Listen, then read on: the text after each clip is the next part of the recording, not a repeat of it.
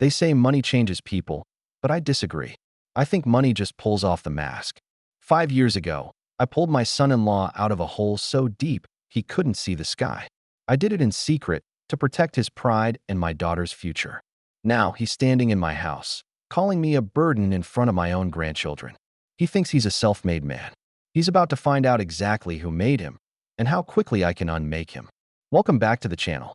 Grab your coffee, get comfortable, and remember, the people in these stories had every opportunity to play it straight. They had every chance to walk away clean. They just chose the hard way. Drop a comment to let us know where you're watching from, and make sure to subscribe. You're going to enjoy this one. My name is Thomas. At 65, I've learned that the most powerful thing you can do for someone is help them when they have no way of paying you back. 5 years ago, my son-in-law, David, was drowning. He was 40, ambitious, but reckless. He'd poured every cent of my daughter Elena's savings into a logistics startup that was cratering. I'll never forget the night Elena called me, crying in the bathroom so David wouldn't hear. They were 3 days away from losing the house. David's parents, wealthy in their own right but cold as ice, had already turned them down, telling David he needed to learn the value of a dollar. I didn't want David to feel the shame of a handout. I wanted my grandchildren, Leo and Maya, to grow up in their home.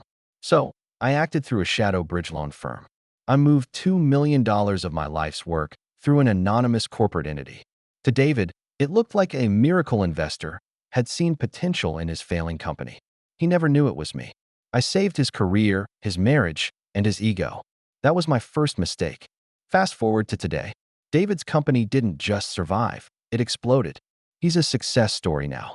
But as his bank account grew, his memory shrank. It started small. Family dinners where he would talk over me.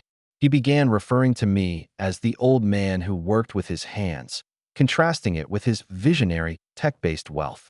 Elena would look at me with an apologetic wince, but I'd just smile. I didn't need the credit. I just wanted them happy. But David's family, his mother, Beatrice, and father, Howard, fueled the fire. They suddenly became very present once the checks started clearing. At Sunday brunch, Beatrice would say, "It's so fortunate David has my family's business genes.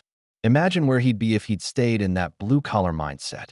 David would just nod, sipping his expensive wine, looking at me like I was a piece of furniture that didn't fit the new decor. Have you ever helped someone secretly only for them to turn around and treat you like a stranger? Let me know in the comments if you think Thomas should have stayed silent. The big mistake happened during my 65th birthday dinner.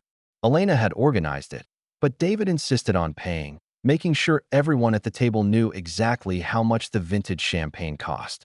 Halfway through the meal, my grandson Leo asked me about my old workshop. Before I could answer, David barked a laugh. "Leo, Grandpa's workshop is a hobby from a different era," David said, his voice loud enough for the neighboring tables to hear. "In the modern world, we don't build things with hammers. We build them with capital. Your grandpa had a good run, but he's a relic. Honestly, Elena, we should talk about moving him into that assisted living suite in the city. He's becoming a bit of a social liability when I have clients over." The table went dead silent. Elena gasped. "David, he's my father. He's a guest in the life I've built." "Elena," David countered, leaning back. "And guests eventually overstay their welcome." I felt the heat rise in my chest, not because of the insult, but because of the look of triumph on David's father's face. They truly believed they were the architects of this fortune. I left the dinner early. I went home to my quiet house and opened a safe I hadn't touched in years. Inside was the original angel investor contract. There was a clause David had never read carefully, because he was too busy celebrating his genius to notice the fine print. The anonymous firm, Vance Holdings, didn't just give him a loan. It purchased a 51% convertible equity stake in his company that could be triggered if the founding CEO engaged in ethical violations or unprofessional conduct detrimental to the brand. The next morning, David showed up at my house. He didn't come to apologize. He came to tell me he was selling Elena's childhood home, the one I had given them as a wedding gift, to buy a mansion in a gated community. "I need you to sign the deed transfer, Thomas," he said, tossing a pen on my kitchen table. "It's dead weight, just like you." I looked at him. I saw the man I had saved, and I saw a stranger. "David, do you remember 5 years ago?" I asked quietly. When you were sitting on your porch with a bottle of cheap gin, crying because the bank was coming for the kids' beds? David's face contorted. That was a rough patch. Every great entrepreneur has one.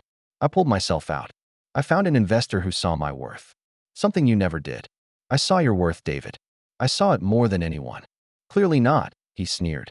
Now sign the paper, or I'll make sure Elena restricts your visitation with the kids.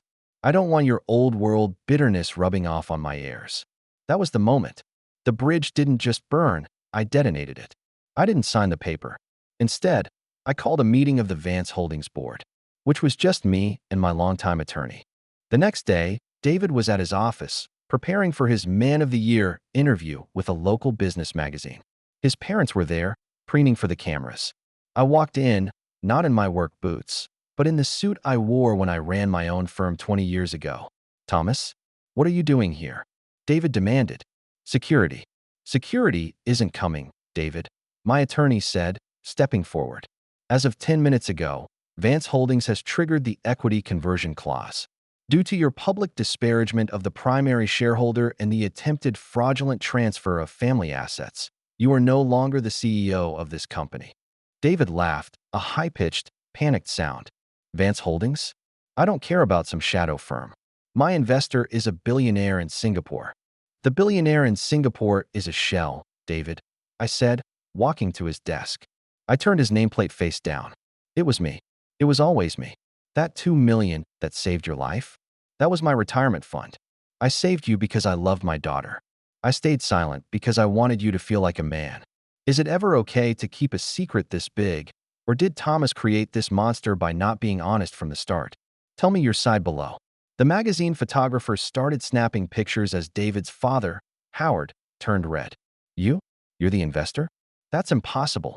Check the wire transfers, Howard, I said. And while you're at it, check the debt your son still owes the holding company. Since he's no longer an employee, the full balance of the bridge loan is due.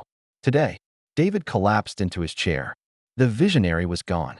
In his place was the 40-year-old boy who couldn't balance a checkbook. Elena, does she know? David whispered.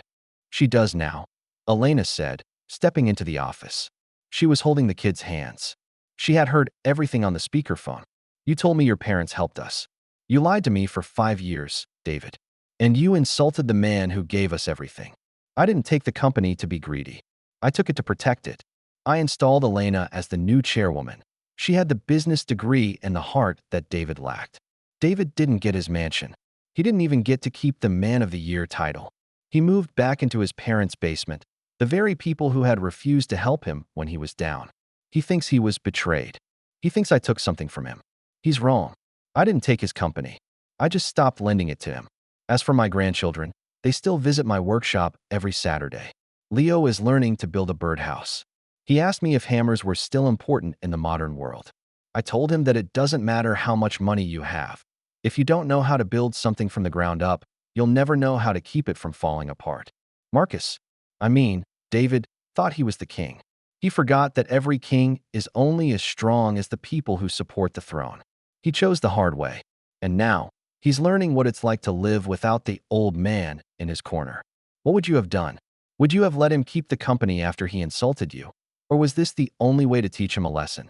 Drop a comment below with your location and the time. And if you enjoyed this story of hidden truths and hard lessons, make sure to subscribe. We've got plenty more to tell. See you in the next one.